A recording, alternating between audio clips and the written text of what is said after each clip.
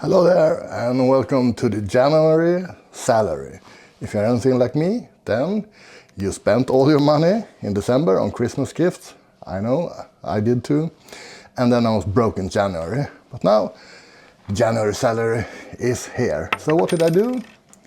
I bought a new frying pan. So this one has a non-stick surface, but it has this raised pattern that's supposed to protect the non-stick surface a bit.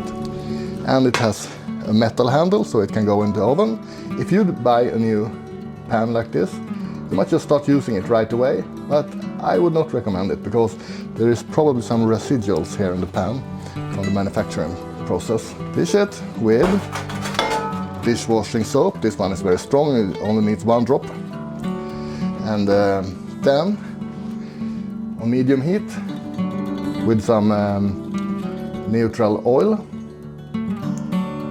Heat it up for a few minutes, and when it cools down, remove the oil with some kitchen paper. And I think this is done. It's ready for use.